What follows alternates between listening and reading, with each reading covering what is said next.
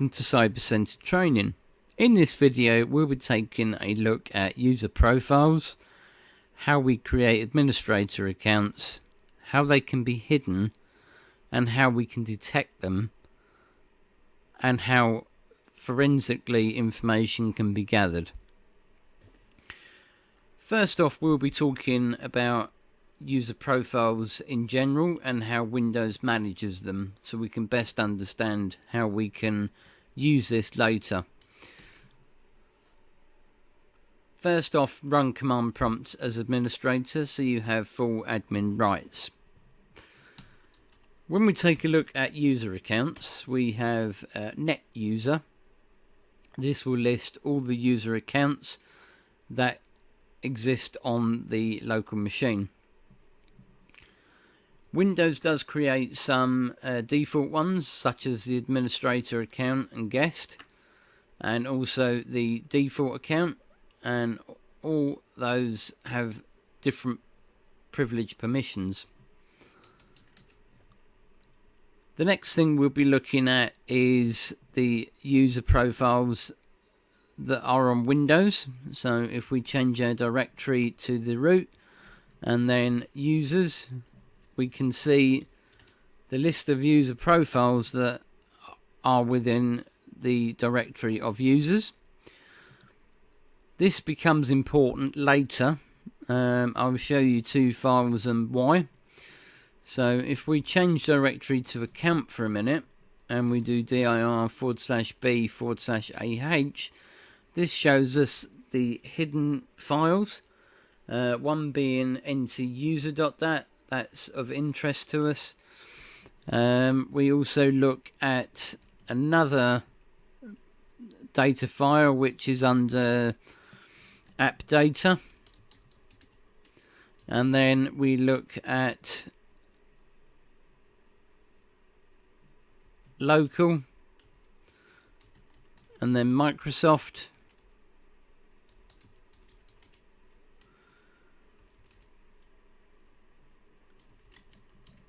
and then Windows, and then under Windows we do dir/b/ah again, and we can see this user class.dat. That is of interest to us as well. We can find out what directories, such as documents or anything that was created by that user. Windows typically uses these files for customization, but it helps in terms of forensics as well.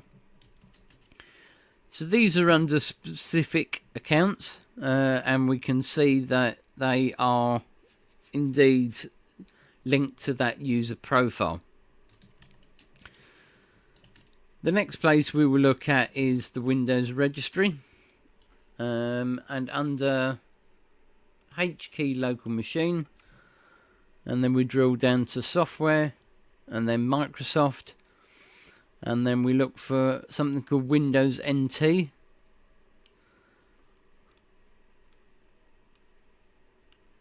and then current version and profile list, and all the user profiles that are on Windows are stored in here, including the default accounts. And under profile image path is the account profile that it is linked to. So how can users be created and also hidden? Let's take a look at that next. So to create an account, we can literally type net user, the user's name that we want it to be. Let's use Frank, and then /add. This has now added a new account called Frank. As you can see in the net user, Frank is now there. So we'd set Frank a password, so we do net user Frank and then space asterisk, give Frank a password, so we can then use that account and keep it secure. Next we'll look at adding Frank to the administrators group and also checking his permissions. So if we do net user Frank, currently he's just part of the users group and he doesn't have any admin rights.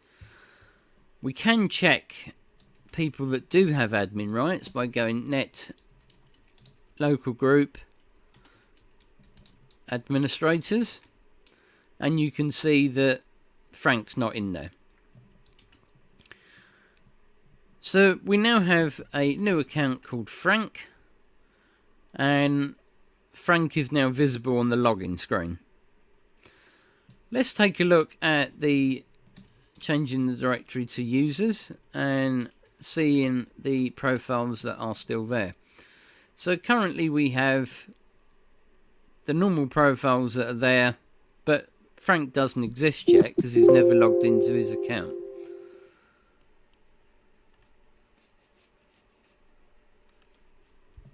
Let's now take a look at how users can be hidden. So if we now go to the registry,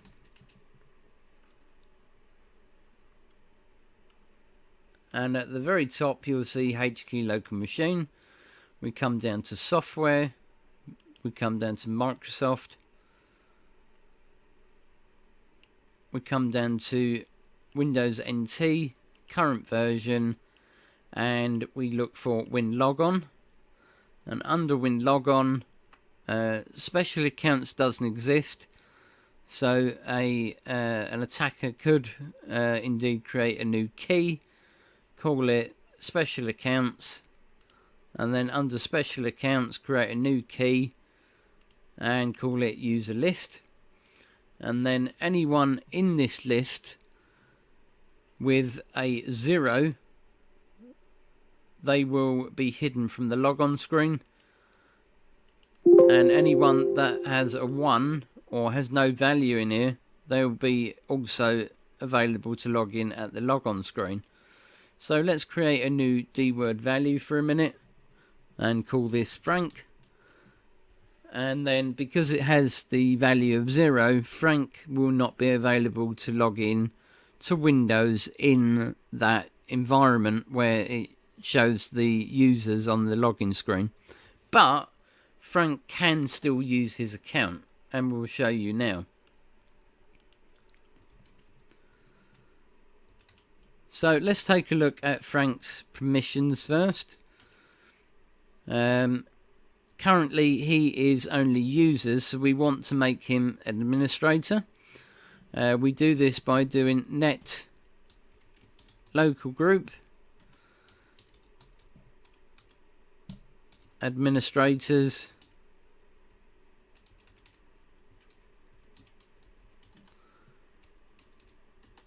/ add Frank. Now when we look at the properties of Frank, you can see Frank is now in administrators, and we can check net local group administrators that Frank is also in the administrators group in there. So Frank now has admin privileges. So how could Frank use his account? Well, if I use Notepad as an example, and then we go to open file location, and then we hold the shift key down and run as different user, I can now say I want to run as Frank and use Frank's password, and you can see that Frank has now launched Notepad. I'm still logged in as account, but I've actually launched Notepad as Frank. Let's take a look now at the C drive and then users. You can now see Frank exists and has a profile account because he's used that password to log into Notepad and use Notepad as himself. anything that got saved as well under that account. So for example, we launch Notepad again under Frank, and then open file location, and then run as different user, and we use Frank again, and I go some text and then save, and then I go give it a name and hit save. You will then see under users and then Frank and desktop, that is where the text document is. It's in his profile. So anything that's happening when you run as a different user, you're running under their profile. And as you can see, that's the text document that we created. And as you can see clearly, it is under Frank's account, no one else's, under desktop, and you can see that file. So, say Frank's now done with that account, he's done what he wanted to do with it, and he wants to delete it. If he goes right click, run as administrator, and he does net user, and then Frank, and then /delete. When he goes net user again, he sees that Frank's gone, and he's quite satisfied with that. He thinks that Frank no longer exists, and this has happened in the past during investigations.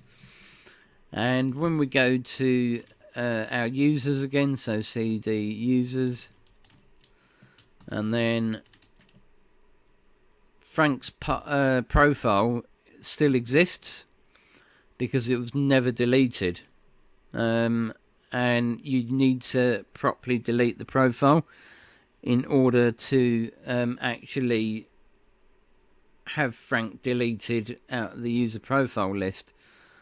You'd also have to go to the registry and delete it out of there also, and also out of special accounts. This is where sometimes hackers get unstuck. So they've created a hidden account, but they forgot to cover their tracks when deleting stuff. But that's not always relevant, because we can always forensically tell that those accounts were created and when. And Windows has other means, such as data recovery, and also when we look at VSS admin and then list shadows,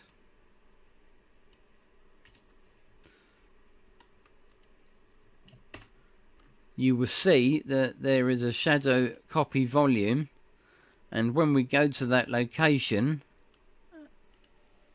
we can then recover what was under the profile list at that time, and we can see any files that were previously there. So Windows is keeping little snippets of information all the time, and forensic investigators can use that information to their advantage, and also then recover those files using data recovery methods.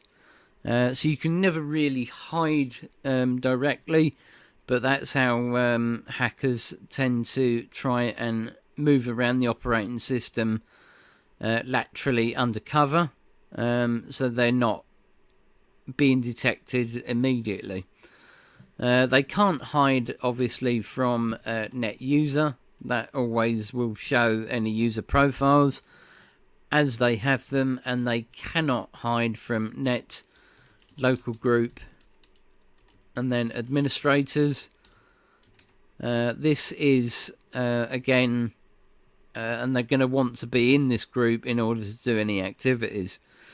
So that is how hackers can move around the operating system under a different identity.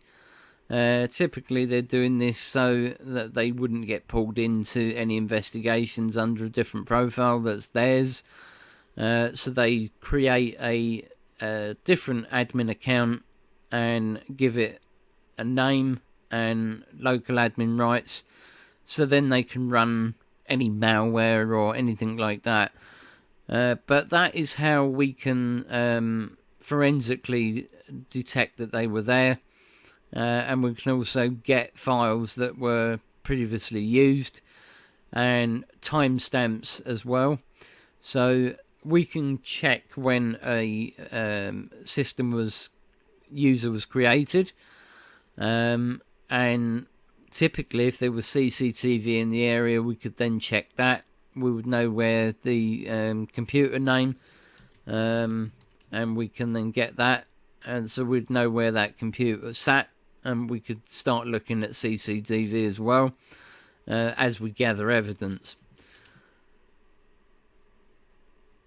I hope you've enjoyed this tutorial. Please rate, subscribe and stay tuned for further content.